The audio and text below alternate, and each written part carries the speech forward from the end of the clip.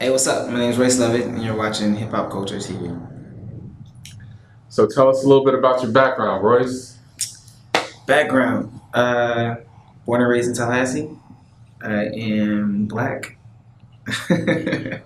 Product of hip hop and uh, different flavors and styles of music as I got older.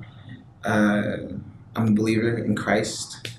I'm married. I have 2 kids, and I never had a plan B.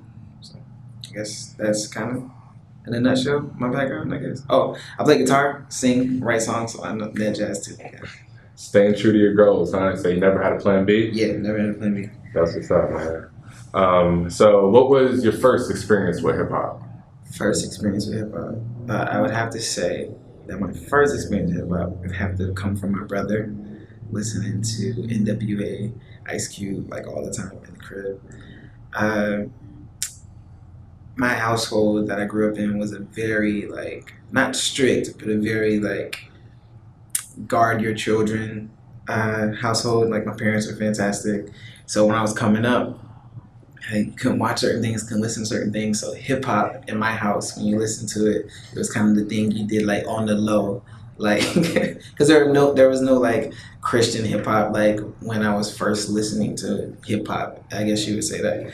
And yeah, when I was first listening to hip hop, and so it was kind of like a secret thing that we did. Or my brother, he's much older than me, so uh, I would say my first hip hop rapper I ever listened to was Ice Cube.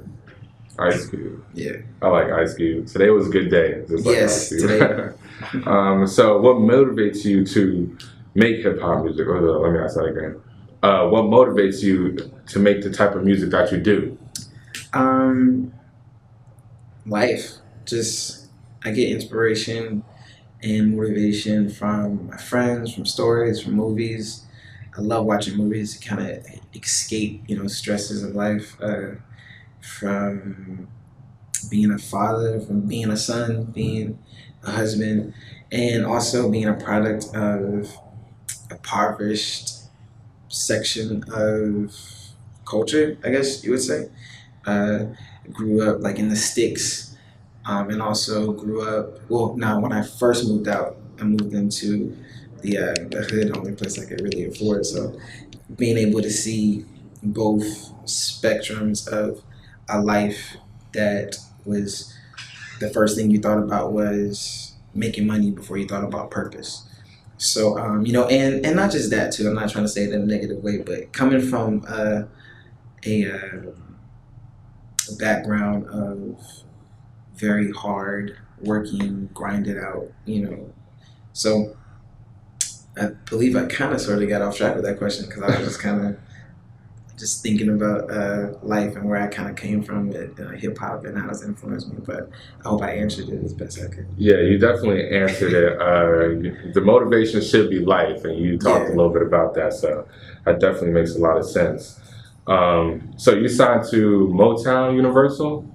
I'm signed to Motown Gospel, Motown Gospel. and Universal is like the big branch and sister label Motown and Capitol. Mhm. So there's a bunch of different things when you look at it, but like the people I talk to work at Motown Gospel, and it is a gospel label, and when I first was approached by them, it was a little like I don't know, because I have this being that I'm a believer and being that I write this different style of music or a different approach to music. I was like, do I really want to be on a gospel label? Because I'm not actually a gospel artist. But they saw something that they really liked, and they saw the message that I want to push to the people about love and what love can do in your life and what purpose is. And so they got behind it and they started making some records with me. So at first I was a little skeptical, but it's been good. It's been a definitely a relationship of getting to know each other. So would you consider yourself a gospel artist? No, I would not. Because when you hear gospel, a certain group of people get scared, or certain group of people automatically think, Kurt Franklin's that tribute, which they're all fantastic people, all great writers. I've shook their hand and met them. Uh, but I guess you would say if gospel meant what the actual word means, which is like the now truth or the living truth, then yeah, heck yeah, I want to be a gospel artist because I want to give you the gospel of what's happening today and what's going on in my neighborhood, in your neighborhood, and why we need love in it. So that's what my music mostly talks about. Were you raised in a religious household? Yeah, I guess you could say that. Me personally, and this is a conversation that maybe we could like expound on, but that word religious, I don't really like myself because there's this heavy kind of this heavy rain that kind of comes along with that word. I feel like my mother is a God-fearer, and my dad is too, and they taught me to fear God, and they taught me to pray, and they taught me to hear his voice. So I wasn't always, finding myself trying to live a life that had a relationship with Christ. But in '03 is when I really got serious, and I was like, you know what, this God is, this love is real, because I got healed myself. And so not everybody gets to experience of actual physical healing that they can touch and feel and that's tangible. And that sucks. But I got healed and it became real for me. So. How do you feel about fearing God? Fearing God? Just the whole idea of fearing, the person or the being that, is the great creator. I guess that some people, when they hear that fearing God, they may think, why would you want to be afraid of someone? And then there's a certain group of people that would say, oh, it's not fear like, oh, I'm afraid he's gonna strike me down. It's more like a respect. I disagree with both. I think because the way I feel is I have this relationship with the creator that is love. So I'm gonna use this word. I have a relationship with love because the scripture says he's love. And he created everything around us, created me. And we have this relationship and he's so good that it is in a sense like frightening to disappoint because you don't want to. It's like in a relationship, my wife, just thinking about, stepping out on her or thinking about, for instance, I'm going on tour in about 4 days and I'll be gone for 36 days and we just had a baby boy. And so there's a fear that comes along with that because I want to be there with her. You know what I mean? And so I think that relationships with someone's higher being or deity or whatever is very personal to them. But when I think about fearing God, that's what I think. I think that you don't want to let him down, that person down in this relationship. And also that you're like, yo, I actually, like, there's a story in the scriptures of Job that he, like lots of guys, had such a strong conviction, he knew himself, that when he saw a bad chick walking down the road, he feared God so much that he would go on the other sidewalk because he didn't want to like turn around, he didn't want to look. And so that's what it was like, yo, I see her back there, I know I'm gonna look and I know I might try to holler and my mind's gonna wander, and so I kind of want to get on the other side of this road because I just don't want to do it. And so that's what I think fearing God is. I don't think it's, oh, it's a respect that, I think sometimes with that, oh, it's a respect, you can always pull out this card of, oh, I'm only human, and, and you're messing up. Or I don't think it's this fear thing either where it's like, oh, he's going to strike me down. But, I mean, I guess that's my answer. Yeah. So let me ask you this. Who do you fear more? God More? or your wife? Man, definitely God. But it is definitely, that question is really good though, because man, that's a loaded question, because me, I haven't graduated from being a husband, so I'm still learning, and I'm learning what love is, and I'm learning what communication actually is, and I'm learning her love language, some people might say, and so the fear comes in is, if we're children of God, then that's his daughter. You get what I'm saying? And so I don't want to hurt her, because in turn, like I gotta address her father. You know what I mean? So that's a loaded question that we could like keep going on. We'll touch on that on another day. Yeah. So let's talk a little bit about music again. All right. You said you never had a plan B. Was being a professional perceived gospel artist, when you don't consider yourself a gospel artist, plan A? Or would you say, this is the path you're on to reach your ultimate goals? I not having a plan B means, okay, so long story short, my dad was a boxer, and I wanted to be a boxer, and the next Shannon Sharp for the Denver Broncos. That healing thing happened to me where I found Christ, and I was like, yo, there must be like more to life if I'm bringing on this Christ thing along with me. So I was just like, what's my purpose? And I was praying, and I asked God, I was like, yo, so what's my purpose? And he said, do music. So I just never, at that time in my life, and still now, like after someone that created everything tells you to just do music, I never had a reason to get another plan B. So that's why I never had a plan B. And so I just kept writing and doing music and learning my craft, and doors just opened. I never set out to be a gospel artist, and I never thought I would sign with Motown Gospel. But they approached, and again, I prayed about that, and he was like, do it. So I'm doing it. I think more people are calling me a gospel artist now because I'm signed to Motown Gospel. Mm-hmm. But my 6 years, almost 7 years of being an independent artist, most of the places I played was clubs and bars and churches, and I've toured overseas in tons of different places.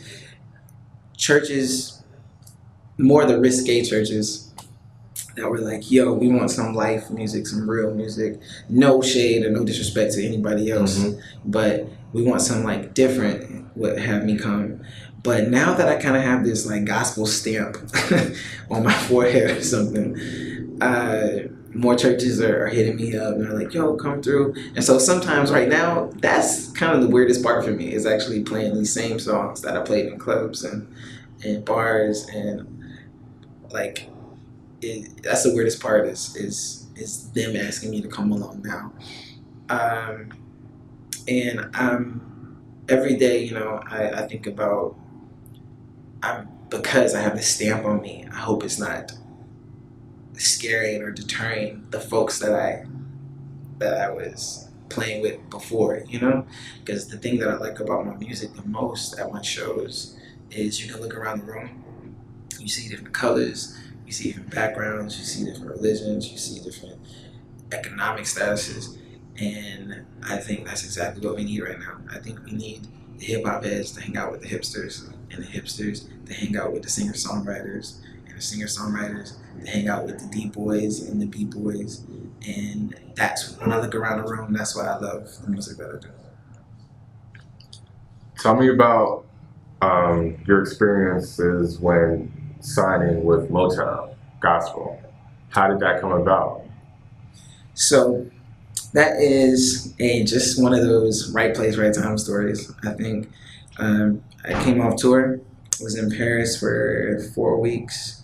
The funny thing about that nobody really knows too much is, while I was in Paris, Universal Paris contacted me and set up a meeting, and I was like, yo, I think I want to sign with University of Paris. And me and my wife are already thinking about moving to Paris. And some kind of way communication got lost, and I sent them an email, and I was like, yo, I would love to Skype and do that meeting again, but I kind of had this flight. So got back home, and literally getting back home, I was just, me and my wife went to Ross for some strange reason. I saw a homie there that lives in Tally, and he has this like Christian game contest called Americans Got Anointing, and he was like, "Yo, could you come by and play a few songs to like encourage everybody and just kind of show your musicality?" So I was like, "Cool." I was really tired. I said, "I'll just play these songs and I'll leave." So came by, played those songs, left, went home. Then I got this phone call that there was a dude there named Cameron that did like website work for Motown Gospel, and he called me and he hit me up and he was like, "Yo, I can't do anything for you, but I really like you, and if I can do something for you, I'll try." I've been doing this for like 8 years, and you hear that all the time. So I was like, whatever. And a month later, I got a call from Kim Pennell, the president of Motown, and he was like, "Yo, Cameron came in here and told me that you're the stuff, and I want to fly you out next week and meet you." And he flew me out and met me and played him my music, and they were like, "Yo, we want to sign you." I was like, "I'm not a gospel artist, so I hope you guys realize what kind of relationship we'll need to be building." And they were like, "Yeah, let's do it." So that's basically the story. It was just right place, right time. I never shopped to any labels because I didn't know how to shop any labels. So I just thought what I was doing independently was cool. How does your experiences post record deal compare to your experiences when you were independent? Definitely the choice and the time factor is I can make my own choices. I definitely always get like wisdom and counsel from other people, but I made my choices. I made my choices fast. I could save my money and raise my money certain ways and put out records that I wanted to, have full creative control and different things like that. And so moving to Motown from being an independent artist for so long, you realize how long it takes for a train to start rolling. So you're just like, man, it's been 6 months and I'm trying to make a record. Like, what's up? Like, let's put me in the studio. Like, this is what I do. Like, let's make records. And it was like a year before I even recorded anything.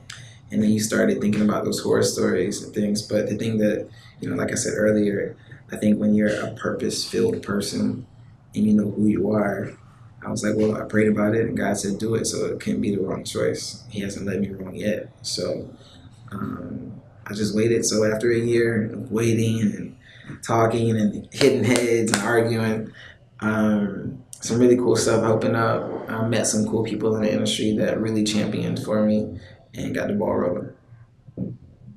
What type of freedoms and restrictions do you personally experience with being signed to a label? Freedoms and restrictions. I think the only thing I can think of, and I'm not trying to say this to be negative, but I think you're free, but I think the only restriction is time. You just, at certain moments, you feel like, man, it's not moving the way I want it to move, but things are moving. And I think to advice to anyone that's thinking about signing or that is signing or that's in between or just wondering about the myths or whatever, you'll learn that time that you might be frustrated. What I learned is the time you might be frustrated of like, it's taking forever. Okay, we just produced this. We just did this. When's the mixing going to happen? I want to hear this. When's it going to get the radio? What's happening with radio? You know what I mean? All these questions. Man, I've really appreciated that time now. Like last year, I didn't. This year, I have because I can spend time with family.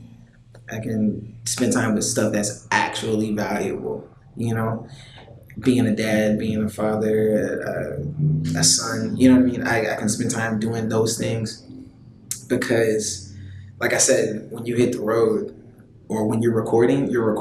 And then when you hit the road, you're on the road. And you could be on the road 6 months, and it might be financially, it could be hard to like take your whole family on the road. So my point of saying that is that I don't think there's like freedoms or restrictions, but you might feel like how slow things go. Like I felt like that maybe that was a restriction, but I don't think there is a freedom or a restriction really, unless you really want to get technical and you're like, because technically no one in the industry has creative control, because if it says in your contract you have creative control, it also says further down that the label has the right to put the song on or not. So you can make whatever kind of music you want, but unless the label's like, yo, we're gonna put this on there, I guess you could say that is a restriction. But I think if you have the right people on your team and the right people championing you, and you're knowing how to pick your battles, and you're knowing how to submit your songs to your A&R, and you're knowing how to tour and do shows and put on great shows, then you can make the music you want to make. How important is the show? Shows everything. Shows important. One, nobody. I mean, unless you like, kind of got a $1 million hit. One, it's gonna take $1 million to make that hit $1 million hit. Two, unless you got $1 million hit and you got placements on movies and commercials and all those things, like royalties, ain't really what artists are getting paid off of. You're getting paid off of shows. You're getting paid off. You're getting booked. So that's one reason why that's important.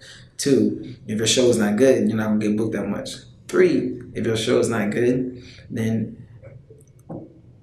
there's a sly way that you can ease in songs. Like, say for instance, Kendrick, he's like, yo, I got these songs that the label doesn't really like at the moment. I'll just do them at my shows. You do them at the shows, and people love them. They're jumping their hands up, they singing them, they requesting, yo, when can I get that? When can I get that? When can I get that? It's kind of a way to have the label put something on the record that they didn't want to put on the record. So the show is everything. Make sure your show is tight. Good way to create some leverage, huh? Yes. So you said, nobody has creative control. And we've seen that time and time again. We hear a lot of stories about, artists saying it's a label, man, it's a label. Meanwhile, they got 100 songs on the hard drive. Mm-hmm. What have you experienced with the creative control issue? Because I noticed in your music, you start off with the melodic, with the singing, you might do a little guitar riff, and then towards the end, the bridge, second, third verse, you might spit a 16. Do you ever feel like you want to spit the whole straight bars and put it out? How does that work? The only time I've had to shorten a 16 was on the recent record, I Wanna Love You. Live, I don't shorten it. But there are these songwriting tricks or tips that you do need to keep in mind, because sometimes songs can get heavy to the listener, and which could be a turnoff. So sometimes if you're spitting like so much message, maybe, or not even that, like just take the message away from the topic at the moment. I just had to, sometimes it's good to cut your verse a little bit and throw that hook back in, so people are back onto the catchiness, back onto the vibe of the feeling, and then we took the end of the verse, the last 8 bars, and we put it on the other side. Live, it's a full 16, but on the record, it's 8, hook, 8.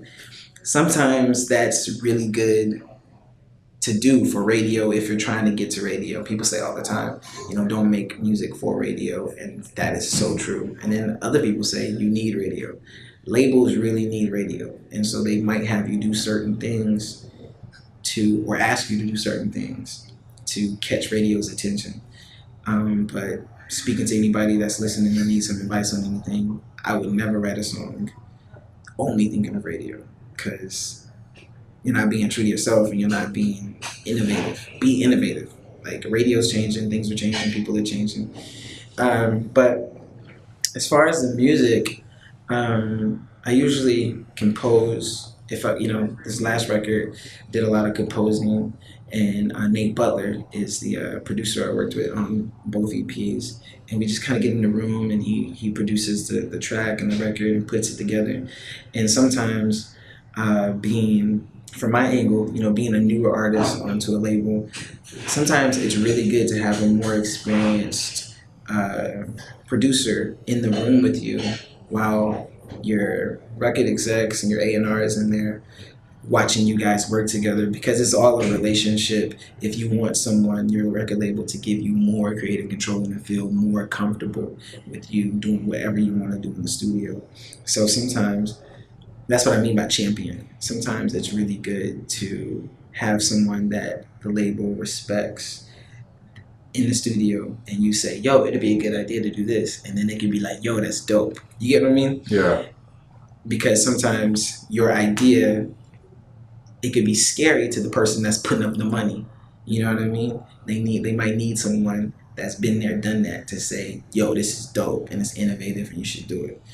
So I guess that's the best way I can kind of answer that question, and that's the only time I've kind of ran into, a spot where I was like, I don't want to cut the verse, but it sounds good. Listen to the record. Yeah, I heard it, and I like the way you did that, because I could sense, and I could be wrong, but I could sense that you'd be wanting to spit a little bit more. Yeah, on my bio, sometimes I write rapper wannabe singer, because I started out rapping first, and I'm such a product of hip hop culture.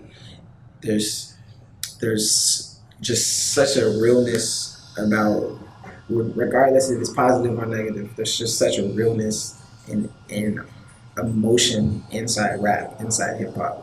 And yeah, so you definitely sensing the right things. And especially when you come to shows, you'll hear 2 or 3 verses that's not on the record.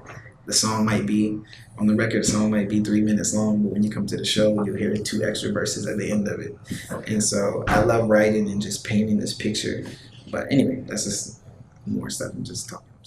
I'm sorry. So speaking of hip hop culture, where do you see the culture today? And not specifically talking about music. I'm talking about the lifestyle. I'm talking about, the way people's health is, the way people doing business, people's life choices, the music they listen to, radio's choice of promoting. Like, where does it stand in your eyes? I think things are changing. I'm happy about it. I think that people are wanting something real again. I think, okay, so the word amuse means, when you look it up in Latin, it means don't think.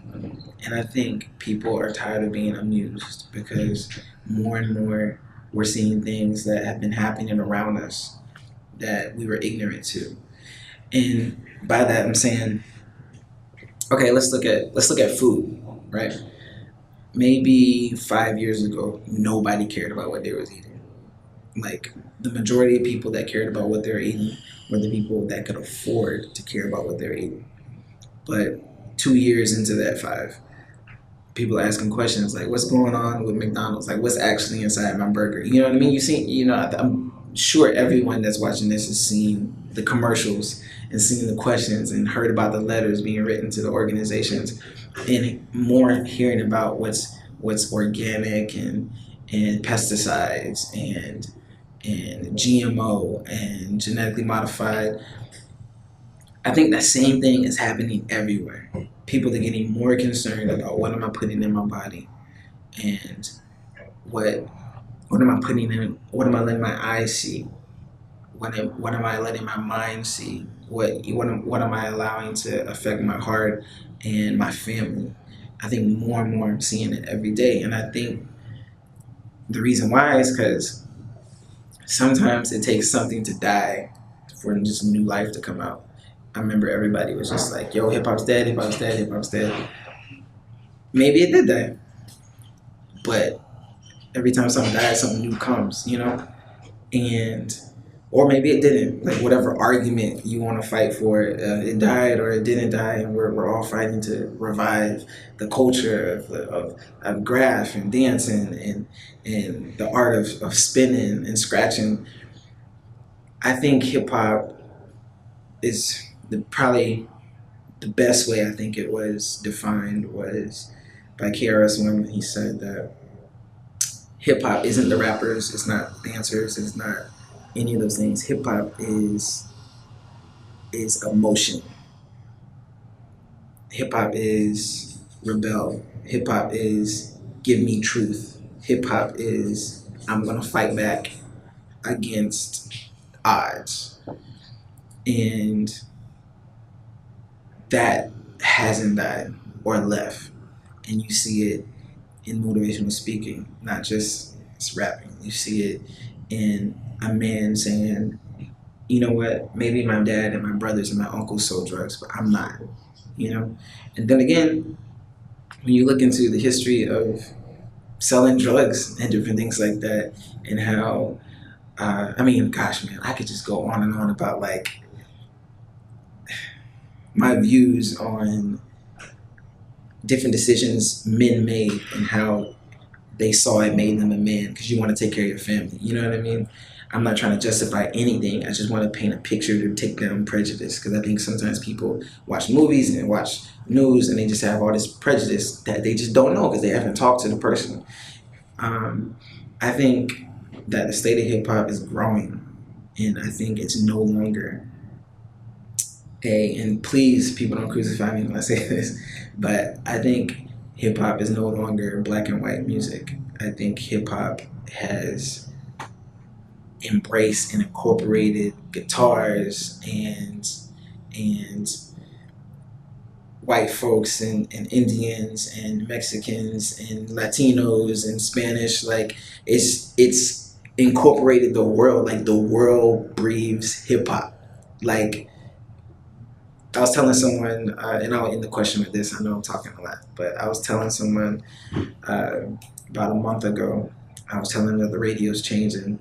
We're having a little spat about like what makes radio, what doesn't make radio, and I was like, bro, the average soccer mom listens to radio. The average soccer mom, but even then, she doesn't. You look at her playlist, and who is she listening to? I don't care if she's white, black, Latino. She probably has Nicki Minaj on there. She probably has Jay-Z and Nas and Chris Brown and just the world breathes hip hop. Look at Vine. Every kid, well, no matter what color or what economic race they're in, is dancing to a hip hop sound. So I don't care what people say. If hip hop died, cool, but there's something new happening, and it's going to take over the world.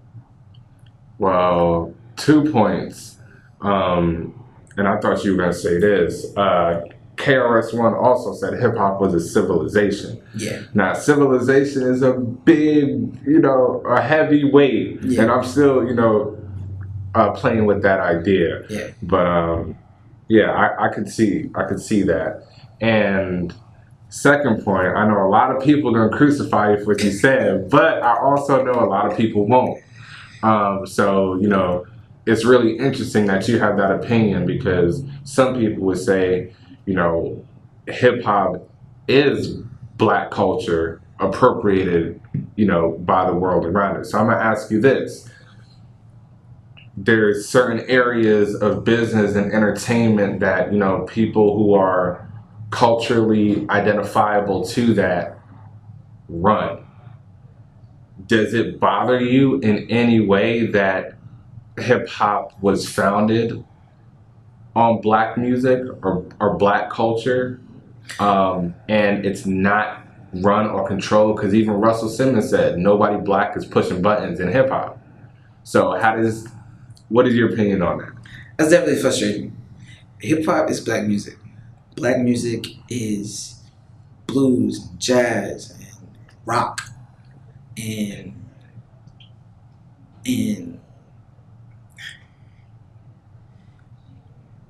I don't think in my last statement, I'm mostly saying that I was completely saying that no one's afraid of hip hop anymore. Hip hop is definitely black music. It is frustrating. It definitely is. And I'm gonna try to say two things really quickly. I think no one's afraid of hip hop anymore, but hip hop is definitely black music. Hip hop is definitely black culture. And so my last statement, I wasn't taking anything away from black people, black culture, blackness, melanin in their skin. I was okay. Not that. I'm done with that one. What's frustrating for me is I had to experience this for myself. And no disrespect to anyone at my label or anything like that, but it was frustrating for me to um, understand that, okay, I make this music, right? That comes from, not everybody does this, but say if you're a singer, songwriter, and performer, not everybody's all of that. I make this music that comes from my heart, that comes from my neighborhood, that comes from my background. And then I have to present it to someone that doesn't come from my neighborhood, that doesn't come from my background, and they have to tell me if it worked or not. Also, someone that doesn't come from my economic point of view, and they have to tell me if it works or not. Um, I will say everything that I presented has definitely gone through without any, oh, you should change this or make this harder or make this. But I have talked to other artists that are in bigger arenas and more mainstream that have told me that they've been told I need it to be more violent because people need more because people are attracted to violence. And so that is kind of hard for me to understand that that person presented something from his heart, from his neighborhood, that was more of an illustration of what's going on and we need change. And then the person they presented it to, that's not from the neighborhood, that's not from the economic status, said, I need it to be less illustration and more, this is what we do on a regular violence. And in no way I'm trying to throw shade or bash the community of, you know, A&Rs and everything like that, because at the end of the day when you talk to them it's like, yo, they're trying to make this is how they're trying to make their living. And so having that conversation is a really hard conversation because changing culture means changing people's pockets. And that's the same thing that's going on, like I said, with food. And I think we are going to have those hard conversations, definitely, because it's the first thing that in all these forums and different things that I'm going to, and I'm talking to people and about what we probably need to change to stop young people dying in the streets is we're talking about, let's just talk about police brutality real quick. They're talking about police are scared. They're talking about that the people that are calling the cops are saying that they have this or they have this and they're scared. I think that we have to start with why are they scared? And the only reason why someone will be scared of you or me is because they have this perception of how you or me act or feel or think or move. And the only way they can get that perception is because we don't live in the same neighborhoods. We don't talk to each other. We probably don't go to the same schools. Is they get it from the music we listen to and the videos we watch, the movies we watch, and the news that we get. So I'm saying that all to circle back to that's why I want to write the music that I do, because I want to challenge the artists to say, hey, yo, what are you telling other people about me before they see me?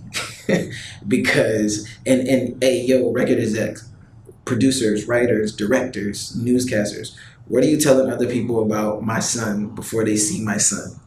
Because whatever it is, it's scaring the heck out of them. And they're making rash decisions before they should. So I have a big problem with that. Well, I like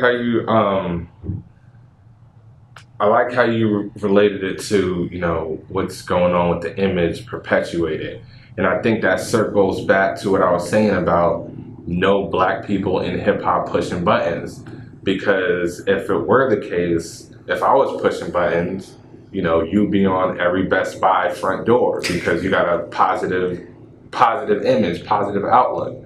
But the reality is you're not, and no one that looks like you is in these places with this type of positive music. Um, you could find, I don't know, you could see a Taylor Swift talking about, her experiences with life, love, letdown, and triumphantness or whatever. And then on the same rack, who's the black equivalent? I don't know. I mean, and even the thing with that is like, I'm happy for her. Like, do that. Like, be positive where you are. But is it relating to the neighborhood I grew up in? Exactly. Who's going to tell that story for the black people? Yeah. The people who are related to that. That's why I'm just so encouraged when I hear the J. Cole or I hear the in mainstream. I'm just trying to think of people in mainstream or Kendrick that are painting these pictures or giving these illustrations of what goes on. And so I think that just like with food, we're going back to food because we were talking about that too, is when people started changing their pockets to what they were buying and asking questions about what exactly does that word mean before I put this in my body. I think when we start doing that and start realizing that, then I think music will change. I think because music gonna change because entertainment follows money. And I don't want to blame it solely on music. It's the news. It's movies. Like, what movies gross the highest? Blockbusters. What are blockbusters? Violence, stereotypical violence. You know what I mean? So I can't just like blame it completely on people their misrepresentation of hip hop culture. But I think we got a lot of work to do. But I'm really happy with the state of hip hop. So I want to circle back real quick to police brutality. Personally, I think the idea that police are scared of black people is just game, because it gives them an easy cop out when homeboy is reaching for a book or for his license, or reaching to call his wife and tell her he might not come home because he just got pulled over by the police. That's not funny. It's not, but real talk, I just made it a little funny. Yeah. Comic relief. Yeah.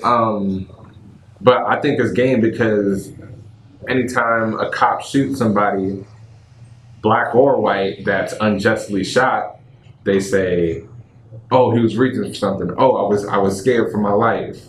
I personally think it's game, but that will only. That's what has to be said in order for them to be taken care of. That's the only reason why cops have a right to shoot anyone, is because they fear for their life. That is in whatever you want to call it, bylaws, job description, or whatever. That is, this minute I decide I fear for my life, I'm legally able to do what I need to do with my firearm. Yeah. So I totally agree with you. There's a lot of things we got to work on, and a lot of things that I think need to be fixed. But again, I think people are circling around, and sometimes it takes bad stuff happening and enough people seeing the bad stuff happening for change to come. So, what's out right now? Where can people get a listen to this genius that's coming through the camera? So I just released the EP on 9/16 called Love Wins. It's my sophomore EP with Motown Gospel, and it's at Lifeway stores. It's at bookstores, Books A Million, wherever you want to get your stuff. It's also everywhere you download: iTunes, Google Play, Deezer, Spotify, all those places. And so I would really, again, so I would really appreciate if you guys went out and supported the record and the music and the message. I think there's a lot of good message and good music and good people that are trying to illustrate and explain and spark great conversations inside the veins of music. But sometimes you got to dig in the crates to find those people. You got to really look for those people. So if you know someone that is looking for somebody, let them know about anybody that's doing that, because sometimes that music isn't tangible because that's not what's being, the dollars aren't being thrown behind. So I appreciate you guys for the opportunity of interviewing me, and so I can talk, and I like talking. So, yeah. So where can the people find you? Social media, email, phone number, Cool. sidekick. Yo, everything is at Royce Lovett. All my handles, Facebook, Instagram, at Royce Lovett. Talk to me. I talk back. It's better if you guys just leave a comment, because the DMs get like kind of long sometimes, and I'm married, so I ain't trying to get caught up anyway. So just leave a comment, please. And Because it goes down in the deep. Yeah, right. So leave a comment, please. And if you guys are still using MySpace, I guess I'll comment as soon as I ever log on. But I do have a MySpace account. Yeah, he's still using MySpace. He's friend. Yeah, but yeah, so all those places you can contact me and find the music, and yeah, so. All right, well, appreciate your time. What are some myth-busting facts you've learned since you've been signed? Well, one really cool thing, and me and my friends would say it all the time, is like, yo, just use that record, put it on YouTube. You don't need the licensing, or you don't need anything like that, bro. There's literally a room of like 200 or like 400 cubicles that are people that are only in there just to watch YouTube and catch folks. So if you like putting stuff on YouTube and thinking nobody gonna find you, that's a myth. That's a good one. That's a solid one. I've been telling that to people for years. All right. Yeah.